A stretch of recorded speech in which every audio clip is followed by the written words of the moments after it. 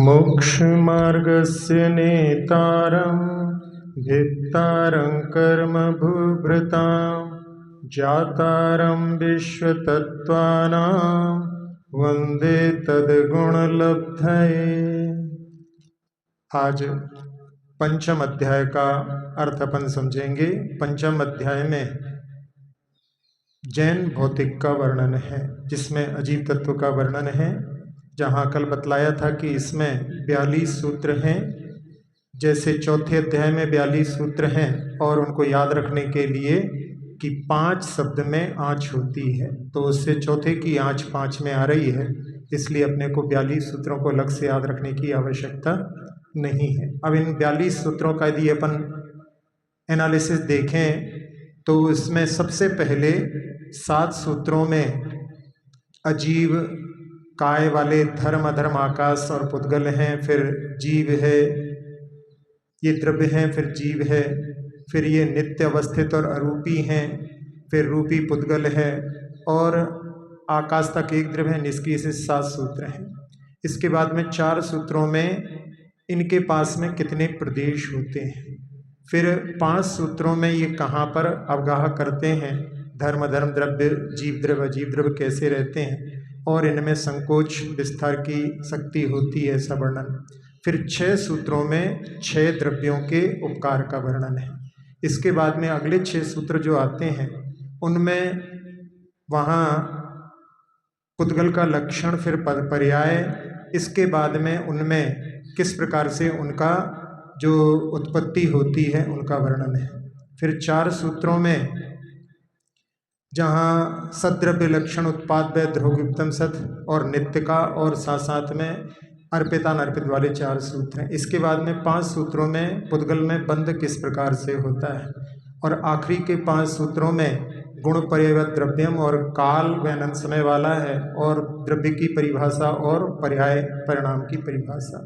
इस प्रकार से 42 सूत्रों में ये 5वां अध्याय है। इसमें अपन सबसे पहले सूत्र का अवतार देखते हैं। अजीव काया धर्मा धर्माकाश पुद्गलाः। हाँ, धर्म अधर्म आकाश और पुद्गल ये अजीव हैं और काय हैं। तो अजीव तो समझते हैं जो चेतना से रहित हैं, काय का अर्थ होता है बहुप्रदेशी। तो इसमें सबसे पहले धर्म को क्यों लिया, क्योंकि धर्म शब्द की लोक में प्रतिष्ठा है और अधर्म के माध्यम से आकार की व्यवस्था होती है और ये उसका प्रतिपक्षी भी है धर्म का। और इसके साथ साथ में आकाश में जो भेद लोकाकाश अलोकाकाश के होते हैं वो धर्म अधर्म धर्म के माध्यम से होते हैं, तो इसलिए इसके बाद में आकाश को लिया और पुद्गल उसमें अवगाह करता है, इसलिए उसको सबसे आखिरी में रखा। अब ये 4 जो बतलाए हैं ये क्या हैं, तो इसके लिए कहते हैं द्रव्याणि। हाँ, ये धर्म अधर्म आकाश और पुद्गल द्रव्य हैं। द्रव्य यानी जो पर्यायों को प्राप्त होते हैं, हुए थे, आगे होंगे, वो द्रव्य कहलाते हैं। तो ये सभी द्रव्य परिवर्तनशील हैं, द्रव्य का स्वभाव ही परिवर्तनशीलता होता है, तो ये सभी द्रव्य हैं। तो क्या केवल इतने ही द्रव्य हैं, तो इसके लिए कहते हैं नहीं, जीवाश्च। हाँ, जीव भी द्रव्य है और साथ साथ में चा से जीव भी काय भी है, यानी जीव में भी बहुप्रदेश होते हैं, इसलिए जीव भी जो है कायवान है। अब इनमें इनकी क्या विशेषताएं हैं, तो उसके लिए आगे कह रहे हैं नित्यावस्थितान्य रूपाणि। हाँ, उक्त सभी द्रव्य जो हैं वो नित्य हैं, यानी कभी भी नाश को प्राप्त नहीं होते। उनके अस्तित्व गुण के कारण कभी भी द्रव्य का नाश नहीं होता। और इसी के माध्यम से अपन ये भी समझ सकते हैं कि जहाँ नाश नहीं होता तो असत की उत्पत्ति भी नहीं होती। अवस्थित जो इनका स्वरूप है वैसा ही बना रहता है और अरूपी यानी जितने हैं द्रव्य वो उतने ही रहते हैं, कोई नए द्रव्य की उत्पत्ति नहीं होती, इसलिए कोई नहीं है वो उत्पन्न नहीं होता। और अरूपी हैं, तो ये इतने द्रव्यों के बारे में, अरूपी यानी जिनके पास में स्पर्श रसगंध वर्ण नहीं होता। लेकिन यहाँ जो 4 द्रव्य बतलाए हैं इनमें यहाँ पर जो पुद्गल है वो रूपी है, तो यहाँ पर उसका अपवाद सूत्र आ रहा है कि ये बाकी सब तो जो हैं अरूपी हैं, लेकिन रूपिणः पुद्गलाः। हाँ, पुद्गल द्रव्य रूपी है। तो पुद्गल के पास में आगे उसकी परिभाषा बतलाएंगे, तो वो रूपी होता है। अब इनमें कितने द्रव्य एक संख्या वाले हैं उसके लिए अगला सूत्र आ रहा है आकाशादेक द्रव्याणि। हाँ, आकाश तक ये एक एक द्रव्य है। जो पहला सूत्र है उसमें धर्म अधर्म आकाश, तो आकाश तक के द्रव्य जो हैं वो एक एक हैं। जो किसकी अपेक्षा से एक हैं? द्रव्य की अपेक्षा से एक हैं। क्षेत्र की अपेक्षा से तो इनके पास में असंख्यात, आकाश के पास में तो अनंत प्रदेश भी हैं, और भाव की अपेक्षा से इनमें सब में अनंत भाव है। तो यहाँ द्रव्य की अपेक्षा से ये एक एक है। यहाँ पर भी संधि नहीं की गई है। आ और आकाश में संधि करते तो आकाश ही बनता, तो यहाँ संधि नहीं की, क्योंकि संधि करने से अर्थ स्पष्ट नहीं होता। तो आकाश तक के द्रव्यों को लेना है, तो संधि जहाँ द्रव्य आदि का अर्थ प्रकट नहीं होगा, इसलिए वहाँ पर संधि नहीं की है। आचार्य जी जब इसकी व्याख्या करते थे तो कहते थे कि अजीब से जीव ने संधि की है, उसी से अनर्थ हुआ है, इसलिए किन से संधि करना है इसका भी विचार करना चाहिए। अब इन द्रव्यों के बारे में और क्या विशेषता है, तो कह रहे हैं निष्क्रियाणि च, ये निष्क्रिय हैं। तो यानी आकाश तक के द्रव्य ये निष्क्रिय हैं। और इससे च शब्द से काल भी निष्क्रिय है, जिसका आगे वर्णन आएगा। अभी वर्णन नहीं कर रहे हैं क्योंकि काय बहुप्रदेशी नहीं है, तो इसलिए उसका वर्णन बाद में करेंगे। लेकिन यहाँ पर चूंकि चा शब्द दिया है तो चा से उसका भी ग्रहण करेंगे। तो ये पहले 7 सूत्रों में द्रव्य का सामान्य वर्णन यहाँ पर हुआ। अब इसके बाद में 4 सूत्रों में इन द्रव्यों के पास में कितने कितने प्रदेश होते हैं इसका वर्णन कर रहे हैं। असंख्याः प्रदेशा धर्मा धर्मैक जीवानाम। हाँ, धर्म अधर्म और एक जीवानाम, इनके पास में असंख्यात प्रदेश होते हैं। तो धर्म पूरे लोकाकाश में फैला है, अधर्म भी पूरे लोकाकाश में फैला है, और एक जीव के पास में भी असंख्यात प्रदेश होते हैं। तो असंख्यात प्रदेश, वैसे तो एक जीव के पास में अभी आगे आएगा कि लोकाकाश जो असंख्यात प्रदेश उसका भी असंख्यात भाग होता है, असंख्यात का असंख्यात भाग भी असंख्यात प्रदेश ही होता है। लेकिन जब जीव के प्रदेश पूरे फैल जाते हैं, जब केवली भगवान समुद्घात करते हैं, तो उनके पूरे आत्मा के प्रदेश पूरे लोक में फैल जाते हैं। तो लोक असंख्यात प्रदेश ही है, इसलिए एक जीव के पास में, प्रत्येक जीव के पास में उसकी आत्मा में ऐसी सामर्थ्य है कि वो फैले तो पूरे लोक को व्याप्त कर सकती है। जैसे रबर होती है, इलास्टिक होती है, उसमें खींचते हैं तो उसमें खींचने की सामर्थ्य होती है, तो ऐसे ही प्रत्येक आत्मा में पूरे लोक में फैलने की सामर्थ्य है। अब आकाश कितने प्रदेशी है, तो कह रहे हैं आकाशस्यानंता। हाँ, आकाश के पास में अनंत प्रदेश है। अब आकाश के 2 भेद होते हैं, एक लोकाकाश कहलाता है और एक अलोकाकाश कहलाता है। तो लोकाकाश जिसमें 6 द्रव्य हैं, इसके बारे में आगे आएगा, तो भी फिर भी यहाँ पर अपन तो जो लोकाकाश तो वो असंख्यात प्रदेशी है, जो अपन ने भी देखा, संख्या प्रदेशा धर्मधर्म जो पूरे लोक में फैला हुआ है। लेकिन जो अलोकाकाश है वो अनंत प्रदेशी है, उसकी कोई सीमा नहीं है, इसलिए आकाश के पास में अनंत प्रदेश हैं। अब पुद्गल का वर्णन कर रहे हैं, तो संख्या संख्याश्च पुद्गलानाम।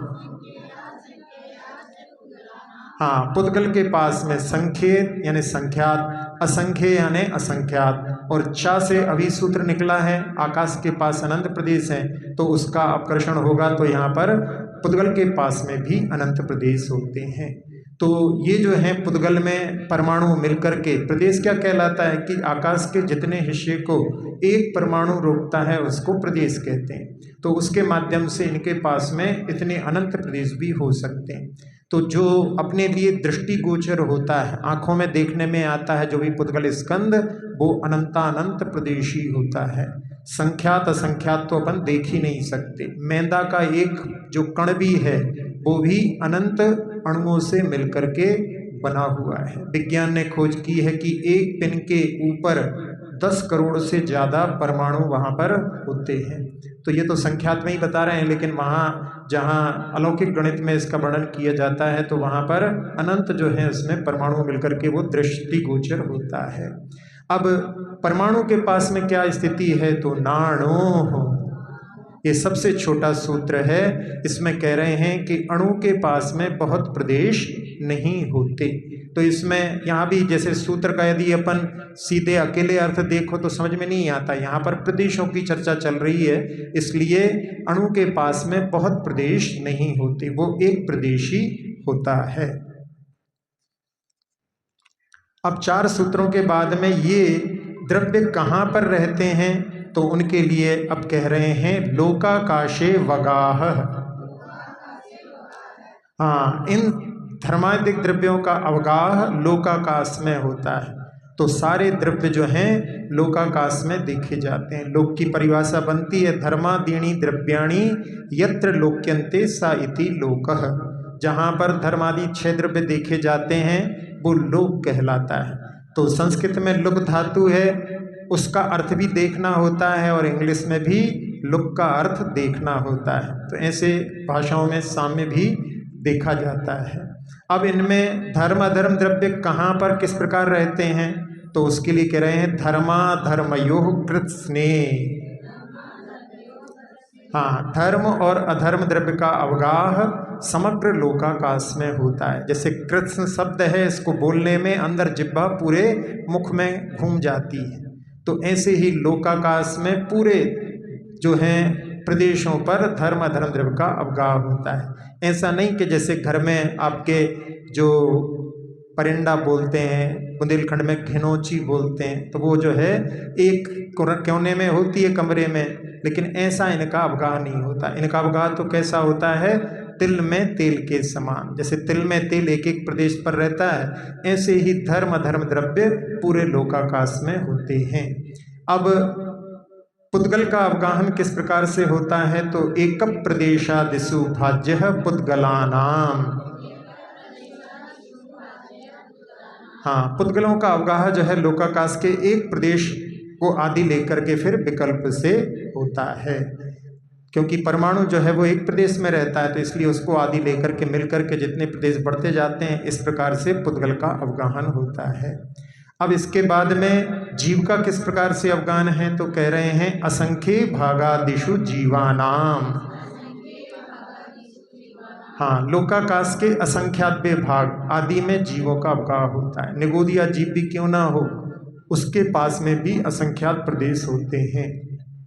तो जहाँ छोटे छोटे जीव जो अपने लिए दिखाई नहीं देते, उनके पास में भी असंख्यात प्रदेश होते हैं। कभी बरसात के समय में कभी कभी पुस्तक बहुत दिन तक बंद रखी हो, खोल करके देखो तो उसमें चलते हुए छोटे छोटे दीव, जहाँ बड़ी गौर से देखो तब दिखाई देते हैं, नहीं तो वो दृष्टि में नहीं आते। तो उनके पास में भी असंख्यात प्रदेश हो, जो दिख नहीं रहे हैं उनके पास में भी असंख्यात प्रदेश। तो ये जो है अलौकिक गणित में जब असंख्यात आदि की वर्णन आता है तो वो भी कितना सूक्ष्म वर्णन है, वो जो है सर्वज्ञ की वाणी से निश्चित ही है, ऐसा समझ में आता है। अब इसके बाद में ये जीव जो है इसके पास में असंख्यात प्रदेश बतलाए, लेकिन कभी कोई जीव जो है बहुत बड़ा दिखाई देता है, कभी कोई छोटा दिखाई देता है, और जीव सारे एक से हैं। तो फिर कैसे होता है, तो उसके लिए कह रहे हैं प्रदेश संहार विसर्पाभ्याम प्रदीपवत। हाँ, प्रदीप के समान यानी दीपक के समान, जो जीवों के प्रदेशों का संकोच और विस्तार होने से, संहार यानी संकोच और विसर्प यानी फैलना, उनके कारण में लोकाकाश के असंख्य भागादिक में जीवों का अवगाह बन जाता है। तो इसमें जैसे जब बचपन होता है तो जीव जो है छोटा रहता है, धीरे धीरे वृद्धिंगत होता जाता है। तो यहाँ पे ही अपन वृद्धि देख रहे हैं। और जो बड़े बड़े जीव होते हैं तो उनमें कितने जो हैं, जैसे कि ब्लू व्हेल होती है, 30 हाथियों के बराबर उसकी काय है, जो भी वर्तमान में अपन जो दृश्य जगत में देख सकते हैं। तो ऐसी इतनी बड़ी अवगाहना भी हो जाती है और संकुचित होता है, तो वो एक चींटी जैसे छोटे रूप में भी आत्मा संकुचित हो जाती है। तो उसमें जैसे जो चमड़ा होता है, जब गीला होता है तो फैला रहता है, जब सूखता है तो सिकुड़ जाता है। जल में जो है पानी की बूंद डालो तो वो फैल जाती है। तो इस प्रकार से ये होता है। तो ये जो है इनमें जीव में संकोच और विस्तार की शक्ति होती है। इसको समझने के लिए जो छिपकली की पूंछ कट जाती है तो उसमें वो वहाँ दूर पर उसकी पूंछ गिरी हुई है, लेकिन अभी वो तड़पती है। क्यों तड़पती है? क्योंकि उसमें आत्मा के प्रदेशों का विस्तार हो गया है। वहाँ आजकल जो क्लियन फोटोग्राफी है उसके माध्यम से फोटो भी आ जाते हैं, उनके बीच में जो है एक सफ़ेद धारा दिखाई देती है, वो आत्मा के प्रदेश जहाँ पर जो ऑरा रहता है वो उसके माध्यम से, क्योंकि ऑरा की फ़ोटो उसमें आ जाती है, तो उससे बहुत दूर पड़ी हुई है, लेकिन वहाँ पर जो है पूंछ तड़पती रहती है। बाद में फिर वो संकुचित हो जाते हैं आत्मा के प्रदेश, फिर बाद में फोटो में नहीं दिखाई देते। आचार्य से इसकी व्याख्या करते थे तो कहते थे कि केवल ये जीव के लिए नहीं, अजीब में भी ऐसा होता है। जैसे अगरबत्ती है तो उसमें खुशबू के परमाणु सब उसमें छोटी सी उसमें वहाँ पर यानी एक प्रकार से संकुचित हो गए हैं, और जब उसको आप जलाते हैं तो वो पूरे कमरे को और पूरे भवन को भी सुगंधित कर देती है। तो उसमें भी संकोच और विस्तार की शक्ति होती है। तो ये जीवों का जहाँ अपन अवगाहन किस प्रकार से होता है इसको देखा। अब इसके बाद में 6 सूत्र जो हैं 6 द्रव्यों के उपकार संबंधी अब आगे आ रहे हैं। तो उसमें सबसे पहले धर्म और अधर्म द्रव्य के उपकार को उनके जो कार्य हैं उसी के माध्यम से यहाँ पर बतला रहे हैं। गति स्थित्युपग्रहो धर्माधर्मयो रूपकारः। हाँ, गति और स्थिति में निमित्त होना, यह क्रम से धर्म और अधर्म द्रव्य का उपकार है।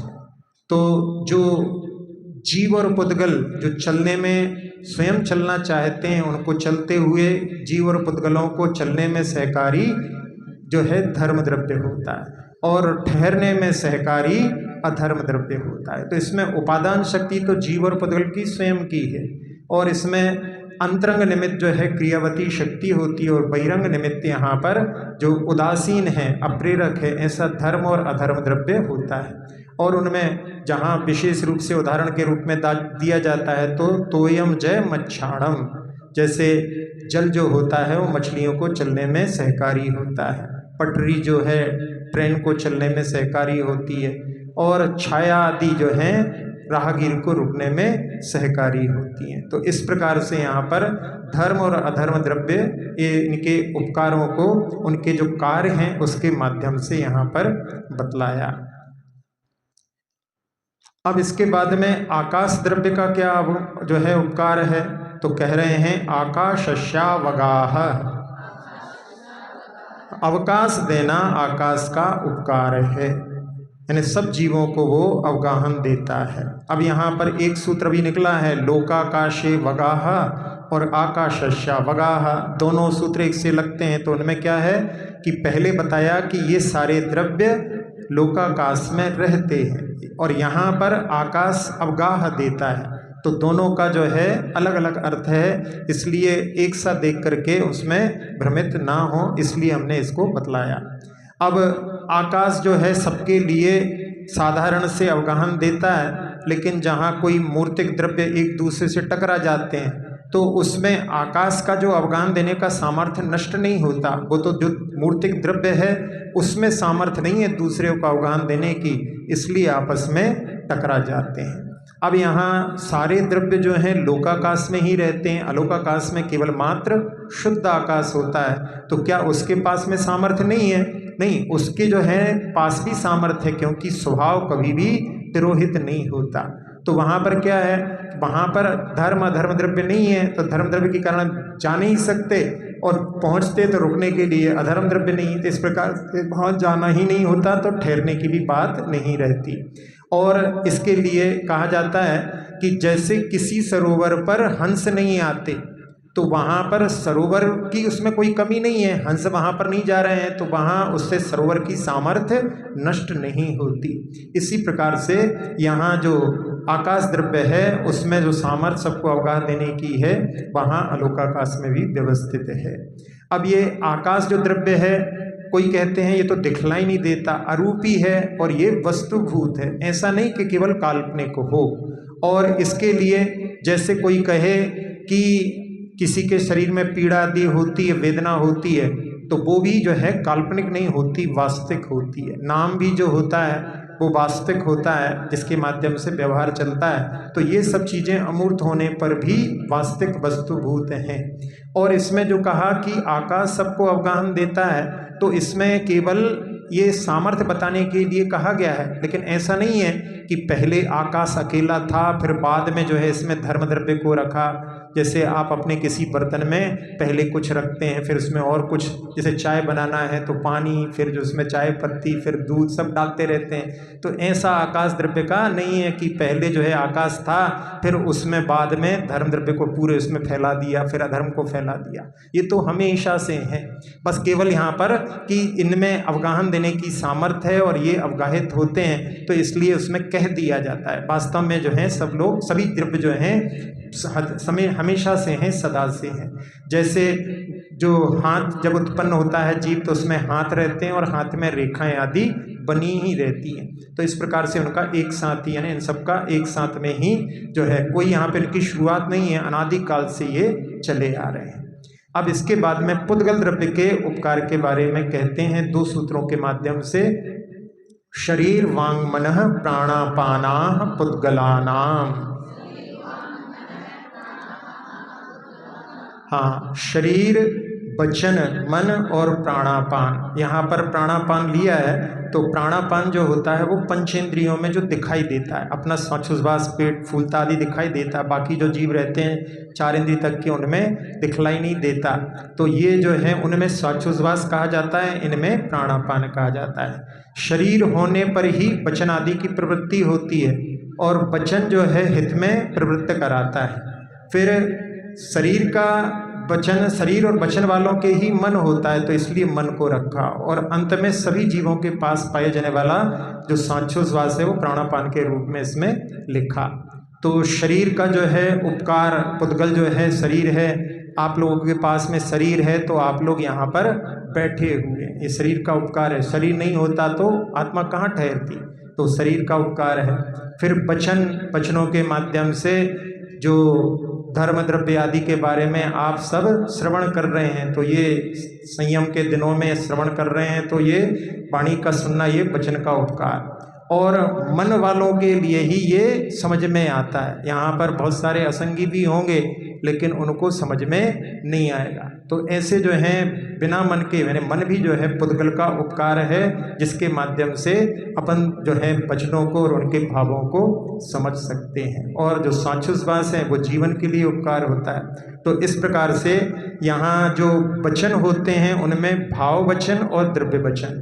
तो द्रव्य वचन जो होते हैं वो पुद्गल कर्म से रचित होते हैं, और भाव वचन जो होते हैं वो पुद्गल कर्म से ही प्राप्त होते हैं। फिर इसी प्रकार से भावमन और द्रव्यमन, जो भावमन भी होता है वो भी प्रभावित होता है। जब बिजली आदि कड़कती है तो उसके माध्यम से उसका भी व्याघात आदि देखा जाता है। तो ये जो हैं सारे पुद्गल के उपकार हैं, पौद्गलिक हैं। अब इनके बाद में और उपकार बतलाने के लिए कह रहे हैं, सुख दुख जीवित मरणोपग्रहाश्च।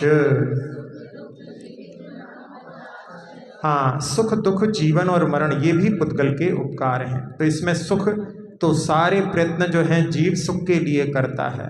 छडाला में पढ़ते हैं, सुख चाहे दुख तय भयवंत। तो सुख को जो है सभी लोग प्रयत्न करते हैं, इसलिए सुख को पहले रखा, और उसका प्रतिपक्षी होने के कारण दुख को बाद में रखा। और जो जीवित होता है उनको दोनों का अनुभूति होती है, और अंत में मरण प्राप्त होता है, इसलिए अंत में उसको लिखा।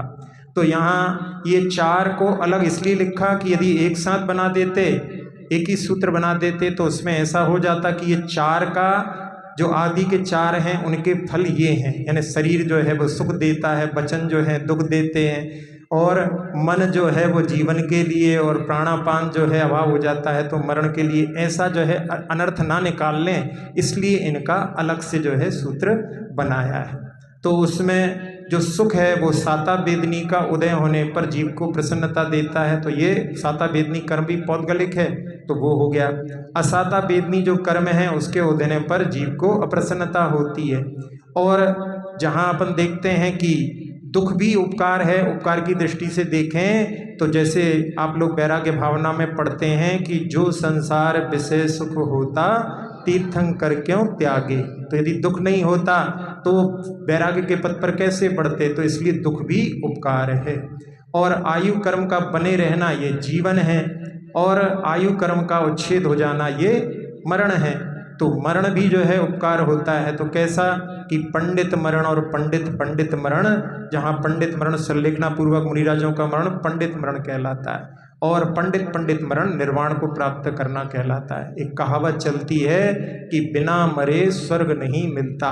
तो जब मरण को प्राप्त होंगे तब जो है यहाँ से मतलब स्वर्ग की प्राप्ति होगी। तो इसी प्रकार से यदि मरण नहीं होता तो उसमें क्या होता कि ये संसार पूरा जीवों से ठसाठस भर जाता, एक जगह भी खाली नहीं रहती। तो वो जो जैसे ट्रेन में लोग चढ़ते ही जाएं उतरे नहीं, तो कैसी स्थिति होगी। इसलिए उसमें आना भी और जाना भी चलता रहता। तो ये सब भी जो हैं उपकार, यानी वैसे तो पुद्गल के माध्यम से ही होता है, तो यहाँ पर सामान्य से और उसके विशेष अर्थ को भी देखें तो ये भी उपकार हैं। इसलिए इनको जो है यहाँ पर दो सूत्रों के माध्यम से पुद्गल के उपकार का वर्णन हुआ। अब इसके बाद में जो पुद्गल के ऊपर भी उपकार होता है, इसको भी अपन इसमें जो है चा शब्द के माध्यम से ले सकते हैं। तो उसमें जो बर्तन आदि मांजते हैं तो उसमें राख आदि से भी कार्य चलता है, वो भी यहाँ पर चा शब्द से ग्रहण कर सकते हैं। अब जीवों का क्या है, तो जीवों के उपकार के बारे में बता रहे हैं कि परस्परोपग्रहो जीवानाम। हाँ, परस्पर में एक दूसरे के लिए उपकार करना ये जीवों का कार्य है। तो इसमें आचार्य जी जब व्याख्या करते थे, जहाँ व्याख्या आती है कि सेठ भृत्य के ऊपर उसको वित्त आदि दे करके, सैलरी आदि दे करके उसके जीवन चलाने के लिए उसका सहकारी होता है, और जो दास होता है वो अपने मालिक की सेवा करके उनका उपकारी होता है, तो एक दूसरे का उपकारी हो जाता है। तो इसी प्रकार से आचार्य जी इसमें कहते थे कि आप लोग भी महावीर स्वामी पर उपकार करते हैं, लेकिन ऐसा मानना नहीं कि हम उन पर उपकार करते हैं। तो परस्पर उपग्रहो जीवानाम की व्याख्या में बता रहे हैं कि महावीर स्वामी के बताए हुए मार्ग पर चल करके जो श्रावक हैं वो भी एक दूसरे के, यानी वो उन्होंने अपने ऊपर उपकार किया, अपन उनके मार्ग पर चल रहे हैं तो अपन भी उनके ऊपर उपकार कर रहे हैं। लेकिन ऐसा कि हम उनके ऊपर उपकार कर रहे हैं ऐसा भाव नहीं, लेकिन इस सूत्र की व्याख्या में उसको समझाने के लिए महापुरुष लोग इस प्रकार से व्याख्या करते हैं। अब इसके बाद में काल द्रव्य के उपकार के लिए वर्तना परिणाम क्रिया परत्वापरत्ति च कालस्य। हाँ, वर्तना यानी परिणमन, जो एक एक समय में परिणमन होता है उसको वर्तना कहते हैं। ये निश्चय काल का जो है उपकार है, एक एक समय हर द्रव्य में पर्याय निकलती है। परिणाम जिसमें परिवर्तन होता है, जिसमें अपने भावों में जो परिवर्तन होता है, द्रव्य पुद्गल में भी परिवर्तन होता है, तो वो परिणाम कहलाता है। फिर क्रिया हलन चलन, एक जगह से दूसरी जगह जाना आदि जो होता है वो क्रिया। फिर परत्वापरत्व, जिसमें बहुत समय लगता है तो परत्व कहलाता है, अपरत्व जिसमें थोड़ा समय लगता है। तो ये जो है चार व्यवहार काल के उपकार हैं। तो निश्चय काल जो होता है उसी की पर्याय जहाँ पर समय का संकलन किया जाता है वो व्यवहार काल कहलाता है। अब इनमें जहाँ जो निश्चय काल और व्यवहार काल दोनों होते हैं, जब काल द्रव्य का वर्णन आएगा तब उसका अपन विशेष रूप से और देखेंगे। अब 6 द्रव्यों के उपकार 6 सूत्रों में पूर्ण हुए। अब 6 सूत्रों में ही आगे पुद्गल के बारे में विशेष वर्णन प्रारंभ हो रहा है। तो सबसे पहले पुद्गल का लक्षण बतला रहे हैं। स्पर्श रस गंध वर्णवंतः पुद्गलाः। हाँ, जो स्पर्श वाला है 8 प्रकार के स्पर्श होते हैं, रस 5 प्रकार के रस होते हैं, गंध 2 प्रकार की होती हैं, और 5 प्रकार के वर्ण वाला पुद्गल होता है। कोई भी पुद्गल देखेंगे आप उसमें ये सब चीज़ें पाई जाती हैं। तो जहाँ अपन ने रस के बारे में 5 रसों के बारे जाना था कि खट्टा, मीठा, कड़वा, कसायला, चरपरा, इसमें नमक को नहीं लिया है। नमक को जो है मीठे रस में शामिल किया जाता है, और संस्कृत में नमक को बोलते हैं मिष्ट रस और मीठे को बोलते हैं मधुर रस। तो ऐसा उनमें अंतर किया जाता है। तो ये जो रस के बारे में विशेष, तो इनसे युक्त जो हैं सभी पुद्गल इनके पास में ये होते हैं। अब इनकी पर्याय क्या हैं, तो उसके लिए आगे कह रहे हैं। वैसे इसमें जो है आचार्य अक्कलंग देव ने ऐसा दिया कि स्पर्श जो होता है वो सभी में होता है, यानी केंद्रीय आदि में सब में स्पर्श इंद्रिय होती है, तो स्पर्श सब में होता है। स्पर्शन पूर्वक ही रस का पान होता है, यानी रस जब भी लेते हैं तो उसमें जिह्वा से स्पर्श होता है, वहाँ पर उसकी जो बड्स होती हैं वहाँ पर उनके स्पर्श से ही जो है रस का जो है पान करते हैं। जब कोरोना आदि हो गया था उस समय में उसमें बाधा आ गई थी, तो लोग अब रस का पान नहीं कर पा रहे थे, खट्टा आदि जो है उनको अनुभूत उस समय में नहीं हो रहा था। गंध, तो जो गंध होती है वो गंध जो है वो चक्षु का विषय नहीं होती, इसलिए उसको पहले लिखा। और जो वर्ण होता है वो स्थूल होने के कारण ही नेत्र इंद्रिय का विषय बनता है, इसलिए उसको सबसे आखिरी में रखा, और उससे पहले चक्षु का विषय ना होने के कारण गंध को पहले रखा। अब पुद्गल की पर्यायों के बारे में बतला रहे हैं। जहाँ 5 इंद्रियों के विषयों में 4 इंद्रिय के विषयों को तो यहाँ पर ले लिया, लेकिन कर्ण का विषय नहीं लिया, क्योंकि शब्द जो है आगे बतला रहे हैं इसमें वो पुद्गल का लक्षण नहीं है। ये 4 तो लक्षण है, लेकिन शब्द जो है पुद्गल का लक्षण नहीं है, वो पुद्गल की पर्याय है। तो उसके लिए अगले सूत्र में कह रहे हैं, शब्द बंद सौक्ष्म स्थौल्य संस्थान भेद तमश्छाया तपोद्योतवंतश्च।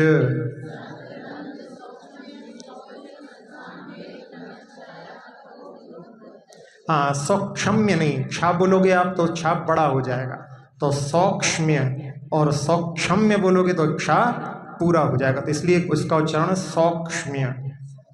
हाँ, इसमें जो है एक एक अक्षर का यदि आप उच्चारण में थोड़ा सा स्खलन होगा तो वो जो है सही नहीं हो पाएगा। तो इसके फिर से एक बार देख लें, शब्द बंद सौक्ष्म स्थौल्य संस्थान भेद तमश्छाया तपोद्योतवंतश्च।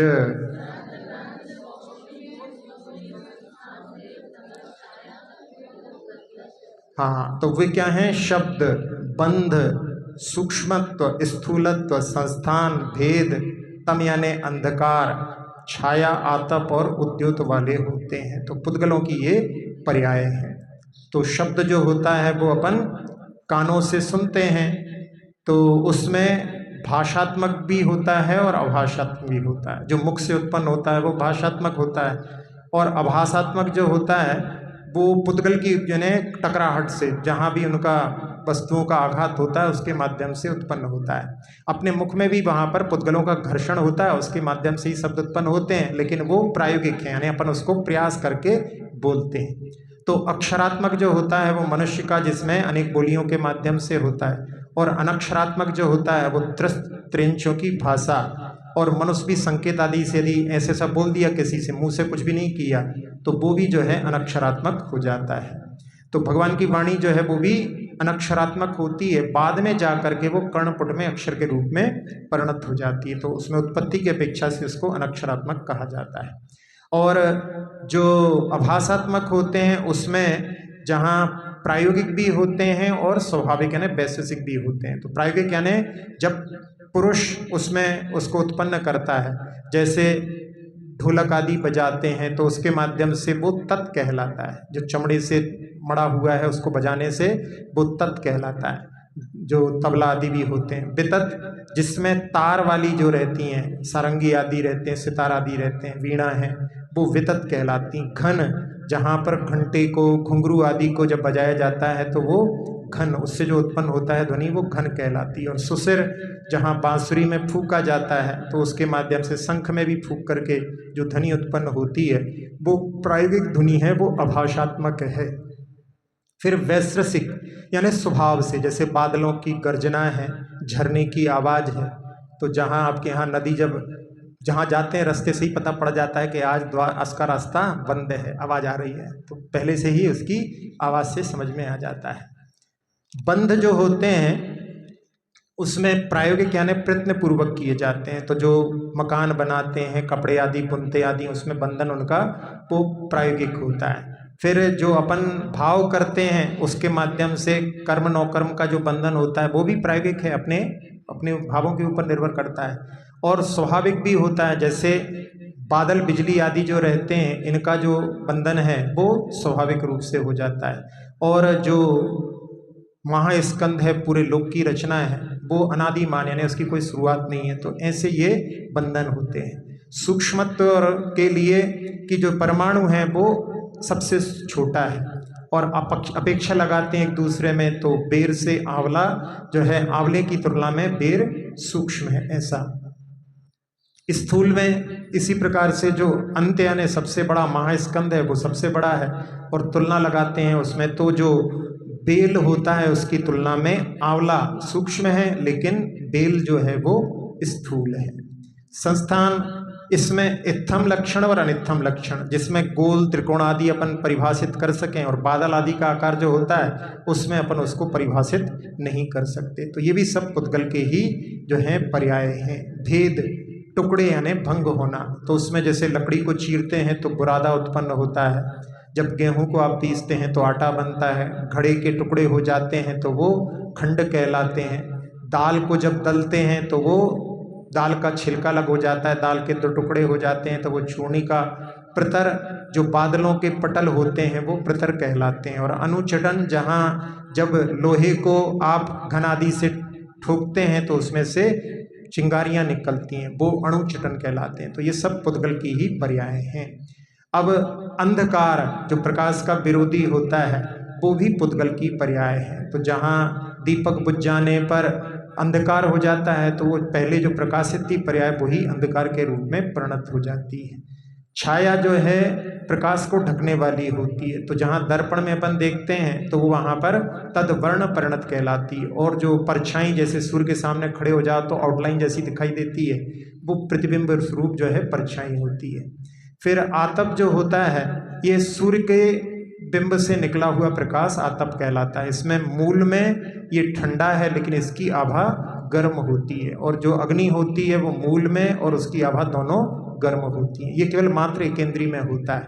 और उद्योत जो चंद्रमा के बिंब से निकलने वाला प्रकाश है, जुगनू का भी प्रकाश जो होता है वो कहलाता है। और पंचेंद्रीय में कुछ मछलियां भी ऐसी होती हैं जिनके अंदर जो है चमकदार प्रकाश निकलता है, तो मछली आदि में तो होता है लेकिन ये मनुष्यों में नहीं होता। तो इसमें मूल और आभा इसकी दोनों शीतल होती हैं। इसके बाद में अब पुद्गल की पर्यायों के बाद में पुद्गल के भेद बता रहे हैं। तो अण्वः स्कंधाश्च, हाँ, अणु और स्कंद के भेद से। तो अणु जो है वो सबसे छोटा है, जो आदि मध्य और अंत से रहित होता है, और स्कंद जो होता है वो 2 या 2 से अधिक परमाणुओं का समूह होता है। अब इनमें जो कैसे इसकी उत्पत्ति होती है इसके लिए बताएं। इसके पहले स्कंधाश्च, च शब्द से यहाँ पर इनके 6 भेद भी स्कंद के होते हैं। तो एक सूक्ष्म सूक्ष्म, फिर सूक्ष्म, फिर सूक्ष्म स्थूल, फिर स्थूल सूक्ष्म, स्थूल और स्थूल स्थूल। तो जहाँ स्थूल स्थूल जो होता है वो ठोस पदार्थ, लकड़ी पत्थर आदि रहते हैं उनको स्थूल स्थूल बोलते हैं। स्थूल में द्रव पदार्थ, बाल्टी आदि से आप कुएं में पानी भरते हैं तो पानी भर जाता है तो उधर का जो खाली स्थान है वो आपस में मिल जाता है, लेकिन जो ठोस पदार्थ होते हैं स्थूल स्थूल उसमें ऐसा नहीं होता। फिर स्थूल सूक्ष्म में नेत्र से तो दिखाई दें लेकिन उनको पकड़ नहीं सकते, तो जो परछाई आदि होती है, छाया है, प्रकाश है, वो स्थूल सूक्ष्म है। फिर सूक्ष्म स्थूल में नेत्र के अलावा अन्य इंद्रियों के माध्यम से, तो जैसे अपने को वायु शरीर को स्पर्श करके चली जाती है, फिर साथ साथ में गंध भी आती है, फिर इसके बाद में अपने कर्ण में शब्द आदि सुनाई देते हैं। तो ये जो है सब सूक्ष्म स्थूल के उदाहरण हैं। फिर सूक्ष्म में जो इंद्रियों से ग्रहण नहीं होती, ऐसी कार्मण वर्गणाएं जो प्रति समय अपने साथ में एकमेक होती रहती हैं। और सूक्ष्म सूक्ष्म में जो स्कंद अवस्था से रहित परमाणु हैं, ये इसके 6 भेद भी स्कंद के इस प्रकार से होते हैं। इनकी उत्पत्ति के लिए 26वें सूत्र में कह रहे हैं, भेद संगातेभ्य उत्पद्यन्ते।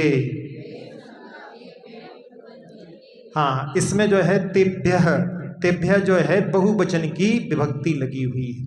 कई बार जो है इसको नहीं देखने से ऐसा लगता है कि भेद और संघात से उत्पन्न होते हैं, सीधा अर्थ ऐसे ही निकलता है, लेकिन तेभ्य लगा है इसका मतलब है द्विवचन नहीं बहुवचन है। तो भेद से, संघात से और भेद संघात से, ऐसे 3 निकलेंगे उसमें, इससे इसकी उत्पत्ति होती है। फिर अणु कैसे उत्पन्न होता है, तो भेदादणु, हाँ, भेद से अणु की उत्पत्ति होती है।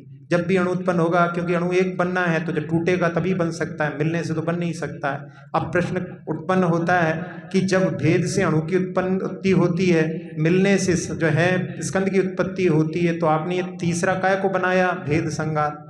तो उसके लिए कहते हैं भेद संगाताभ्याम चाक्षुषः।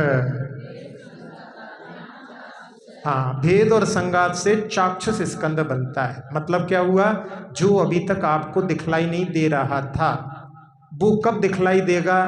यदि भेद करोगे तो और छोटा हो जाएगा तो दिखलाई नहीं देगा। स्कंद करेंगे तो स्कंद अकेले मात्र से जो है वो चाक्षुष नहीं बनेगा। तो उसके लिए यहाँ पर कह रहे हैं कि उसमें भेद भी होना चाहिए और संघात भी होना चाहिए। तो उसके लिए उदाहरण के लिए आप अपने हाथों को देखिए, हाथों में देखें तो उसमें अभी आपको कोई भी मैल दिखाई नहीं दे रहा है, लेकिन अब उसको रगड़ना प्रारंभ करो तो क्या हुआ, बत्तियां बनने लगी, काली काली बत्तियां बनने लगी। नहीं बन रही? बनाओ उसमें देख करके। तो काली काली बत्तियां जो बन रही हैं वो कैसे बन रही हैं? भेद हो रहा है, जहां पर वो चिपका हुआ था वहां से छूट रहा है और आपस में मिलकर के संघात हो रहा है। तो भेद और संघात जब दोनों हो जाते हैं तो वो जो दिख नहीं रहा था वो भी देखने लायक बन जाता है। तो इसमें जैसे हाइड्रोजन और ऑक्सीजन है, दोनों जो हैं गैस के रूप में हैं तो अभी दिखाई नहीं देती हैं, लेकिन जब मिलते हैं तो पानी का निर्माण हो जाता है। तो जहाँ से वो जुड़े हुए हैं वहाँ से हट कर के आते हैं तो वो टूटना और आपस में मिलना, तो इस प्रकार से उनके द्वारा वो पानी देखने में आने लगता है। तो ये 6 सूत्रों में अपन ने पुद्गल के बारे में जाना। अब 4 सूत्रों में द्रव्य का लक्षण और नित्य और उसके बाद में अर्पित नर्पित वाले 4 सूत्र आ रहे हैं। तो उसमें सबसे पहले सद्द्रव्य लक्षणम। हाँ, द्रव्य का लक्षण सत है। और सत क्या है? तो कह रहे हैं उत्पाद वै द्रव्युक्तम सत। हाँ, उत्पाद व्यय और द्रव्य इन तीनों से युक्त, यानी तीनों रूप सत होता है। तो सत जो है ने उत्पाद व्यय द्रव्य से युक्त होता है। आचार्य जी ने इसका अनुवाद मुखमाटी में किया है, आना जाना लगा हुआ है। आना यानी जनन उत्पाद है, जाना यानी मरण व्यय है, और लगा यानी स्थिर द्रव्य है, और है यानी चिर सत्य, यही सत्य है, यही तथ्य है। ऐसा आचार्य जी के शब्दों में मुखमाटी में लिखा है। तो प्रत्येक पदार्थ में जो परिणमन होता रहता है, जो लोग परिणमन को नहीं समझते, कुछ लोग जो हैं ऐसे भी मत हैं जो सब कुछ कूटस्थ मानते हैं, जो कुछ परिवर्तन दिखाई देता है वो सब माया है। तो उनके लिए समझाने के लिए आचार्य उमा स्वामी जी महाराज ने कि नहीं, परिवर्तनशील सब होते हैं, तो ये सूत्र का निर्माण किया।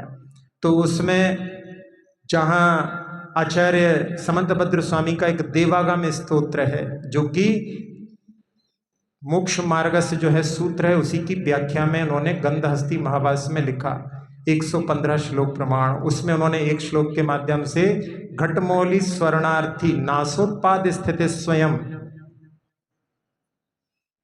शोक प्रमोद माध्यस्थम जनो याति सहेतुकम, कि एक राजा की जो पुत्री थी उसके पास में स्वर्ण का घट था, और उस घट से जो राजपुत्र था उसके लिए मौली यानी मुकुट बनवा दिया। तो पुत्री तो रुदन करने लगी कि हमारा जो कलश नष्ट हो गया, और पुत्र हर्षित हो गया। लेकिन राजा की दृष्टि में वहाँ पर मध्यस्थ भाव है कि उनके लिए तो कि भाई इसमें भी सोना हमारा है और इसमें भी सोना हमारा है। तो घट मौली स्वर्णाति नासोत्पाद स्थिति स्वयं, एक जगह नाश हो गया, एक जगह उत्पाद हो गया, और एक जगह स्वर्ण की ओर दृष्टि है तो स्थिति।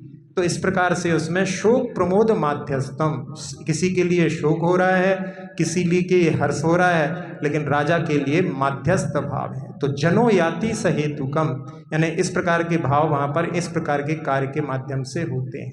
तो ये द्रव्य का स्वभाव है कि उसमें परिवर्तन चलता रहता है।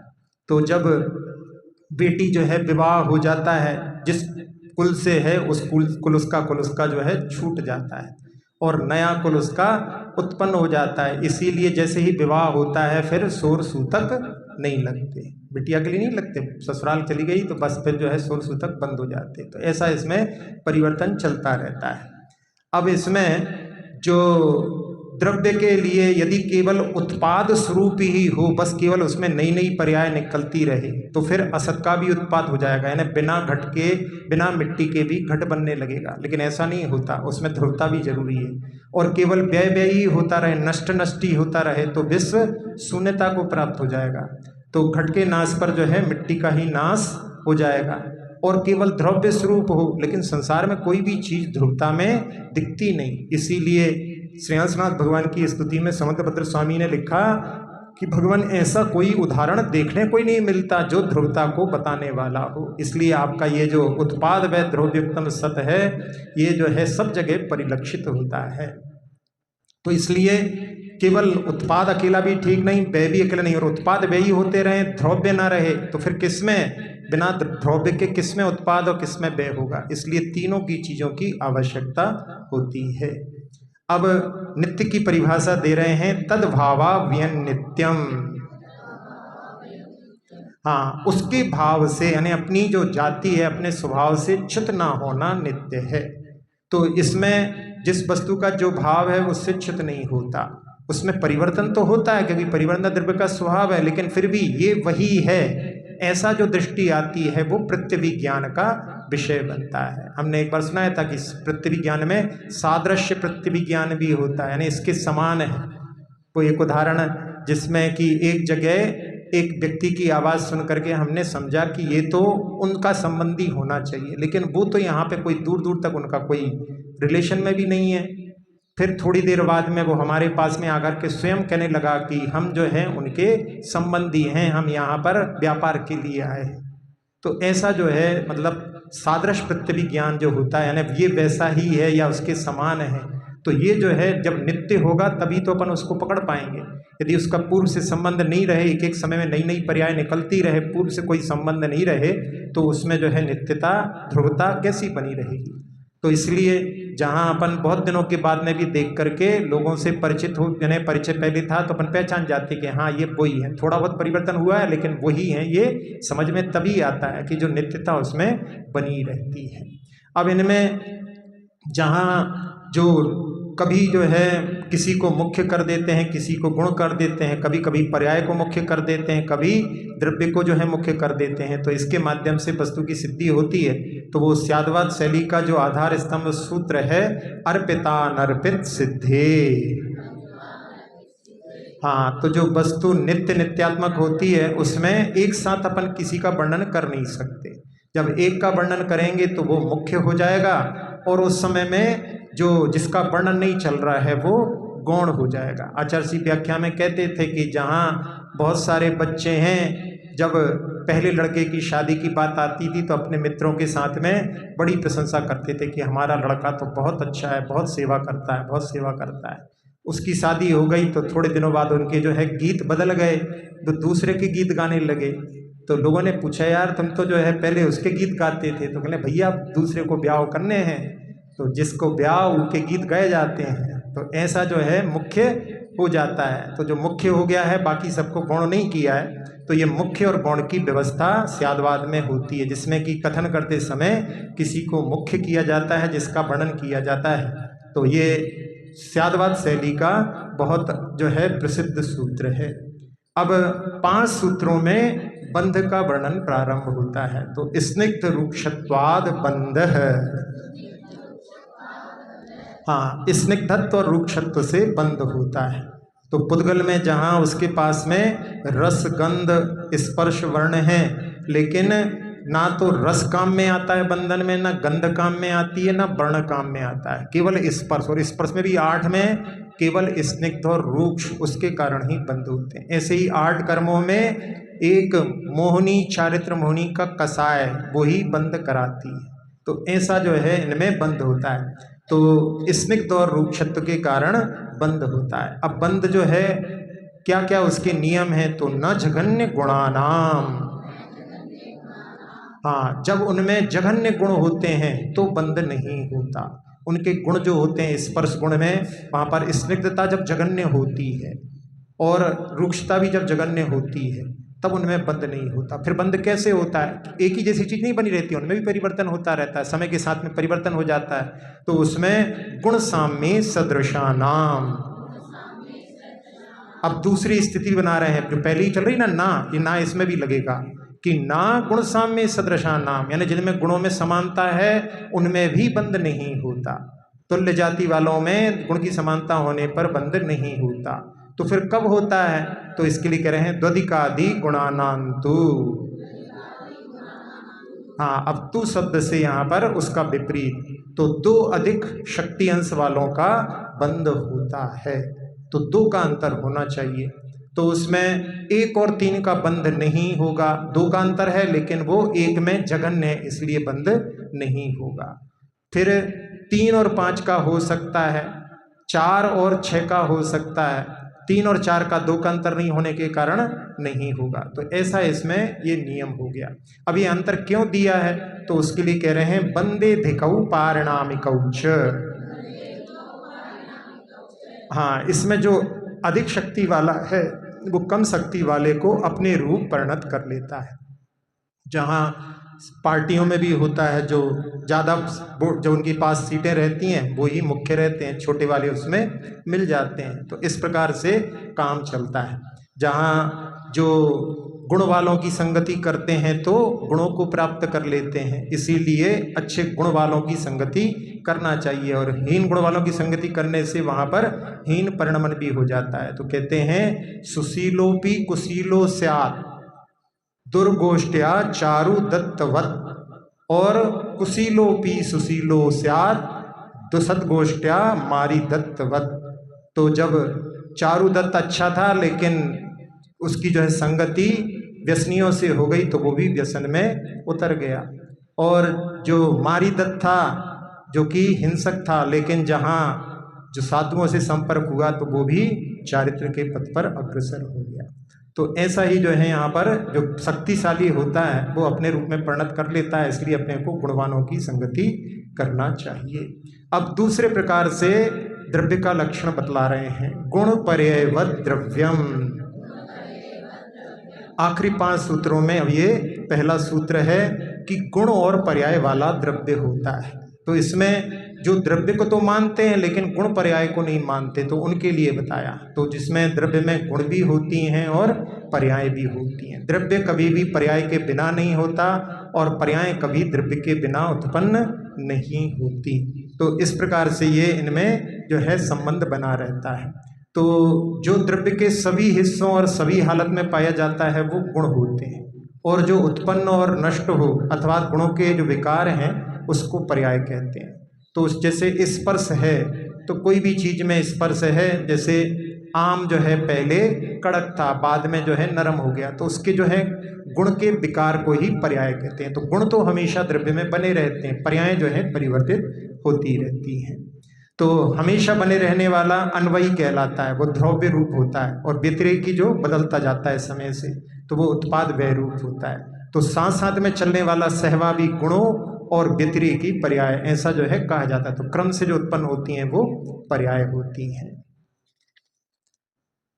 अब इसके बाद में काल का वर्णन आ रहा है। अब जैसे क्लास समाप्त होने का भी काल आ गया है तो काल का वर्णन प्रारंभ हो रहा है। तो कालश्च, काल भी एक द्रव्य है जिसका पहले वर्णन नहीं किया था, क्योंकि काल बहुप्रदेशी नहीं है इसलिए इसको वहाँ पर वर्णन नहीं किया था। तो काल भी द्रव्य है, इसमें भी परिवर्तन होता है।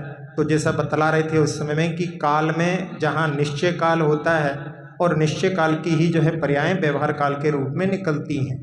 जब आचार्य श्री ब्यावर में थे तो एक श्वेतांबर सेठ उनके पास आते थे, और जो श्वेतांबरों के यहाँ तत्वार सूत्र है उसमें सर्वार सिद्धि का जो प्रथम जो प्रस्तावना है उसमें डॉक्टर फूलचंद जी पंडित जी ने उसमें उसकी प्रस्तावना में उसका वर्णन किया है। उनके जो श्वेतांबरों के सूत्र भी उसमें दिए हैं।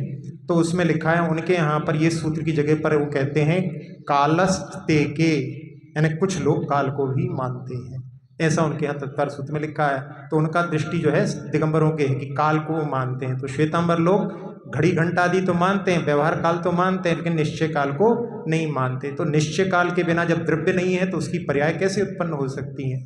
तो उसके लिए वो सेठ जो है आचार्य जी के पास आकर के कहने लगे, अपने अपने मत का जो है आग्रह रहता है, कहीं सुन लिया होगा पढ़ लिया होगा तो, कि हम लोग काल को नहीं मानते। तो आचार्य जी ने कहा आप काल को मानते हैं और बहुत अच्छे से मानते हैं, बल्कि काल को साथ में लिए फिरते हैं, घूमते हैं। तो उनको समझ में नहीं आया, तो आचार्य जी ने कहा यदि आप काल को नहीं मानते हैं तो हाथ में घड़ी क्यों बांधते हैं। तो वो जो है चरणों में नतमस्तक होके कि एक ही जवाब में आपने हमको हमारी जो है बिल्कुल कुछ जवाब देने लायक नहीं छोड़ा। तो ऐसा जो है काल द्रव्य जो होता है उसमें दोनों चीजें होती हैं, लेकिन काल जो है क्या है, अस्थिकाय नहीं है, क्योंकि कालाणु मिलकर के स्कंद नहीं बनाते। वो एक एक प्रदेश पर रहते हैं और एक एक प्रदेश पर परिणमन उनके माध्यम से होता रहता है। जैसे अपनी 5 उंगलियां मिलकर के कुछ चीज को उठा लेती हैं, तो ये तो जो है पुद्गल का कार्य हो जाता है, लेकिन जो कालाणु हैं वो कभी भी मिलकर के एक साथ नहीं निकलता। जैसे कुछ लोग जो उपवास कर रहे हैं, बाकी सब लोग जो उनकी सेवा में लगे होंगे, उनकी भावना होगी जल्दी से चतुर्दशी हो जाए, इनकी पारणा करा दें, मन में रहती है भाई, तो भक्ति की भावना है, इसमें कोई दिक्कत नहीं है। तो उसमें ऐसी भावना रहती है कि जल्दी से समय निकल जाए, लेकिन वो समय तो एक एक समय ही निकलता है, वो कभी जल्दी से व्यतीत नहीं होता। तो ये काल द्रव्य जो है अस्थिकाय नहीं है, इसलिए पंचास्तिकाय कहा जाता है। लेकिन फिर भी इस काल द्रव्य का संकलन होता है, तो इसके लिए कह रहे हैं सोनंत समय। हाँ, वह अनंत समय वाला है। भूतकाल भविष्य काल यदि मिला करके वो उनकी पर्यायों का संकलन कर लो तो अनंत समय वाला भी हो जाता है।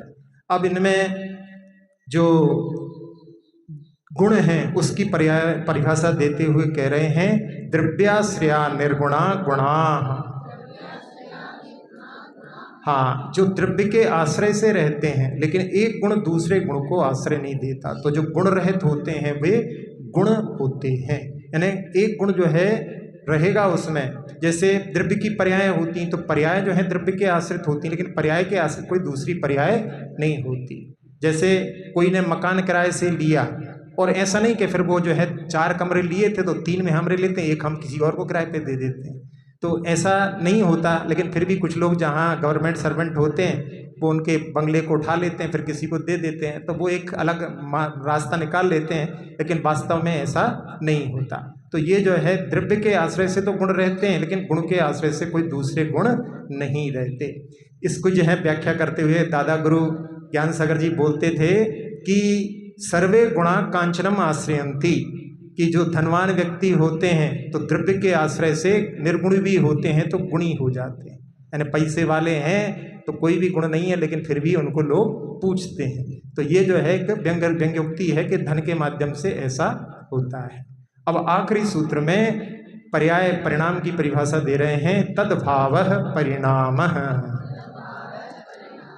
हाँ, उसका होना, प्रति समय जो बदलते रहना परिणाम है। तो उसमें अनादिकाल से प्रवाह की अपेक्षा से परिणमन चल रहा है, और प्रति समय जो नया नया परिणमन भी होता रहता है। तो जीव और पुद्गल में तो अपन उसको देख सकते हैं, बाकी जो 4 द्रव्य हैं उनमें भी वहाँ पर परिणमन चलता रहता है। तो इस प्रकार से इन 42 सूत्रों के माध्यम से 5वें अध्याय को अपन ने समझा। संक्षेप में पुनः देखें तो आखिरी 5 सूत्रों में जहाँ अभी अपन देख रहे थे उसमें द्रव्य की दूसरी परिभाषा, फिर काल, और उसके वो अनंत समय वाला है, गुण की और पर्याय की। उसके पहले जो 5 सूत्र थे उनमें बंध का वर्णन था।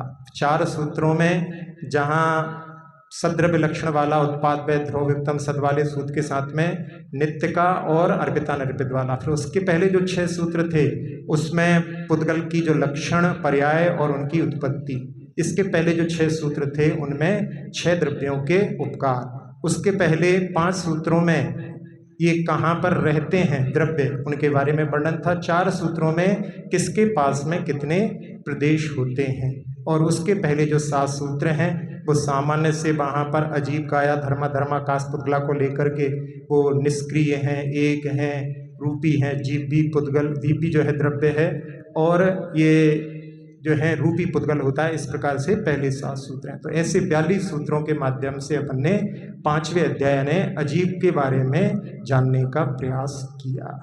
अक्षर पद मात्रा से दूषित वचन अगर महहीन रहे,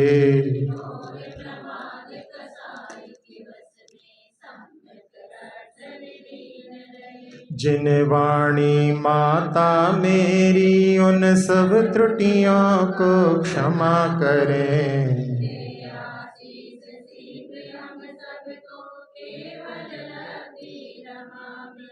प्राप्त हमें हो बोधि समाधि परिणामों की शुद्धि हो।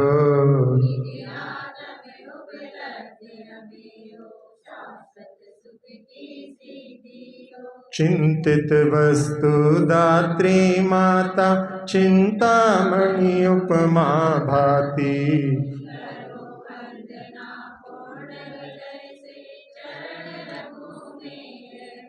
कर जिन वाणी स्तुति तन की ममता टार।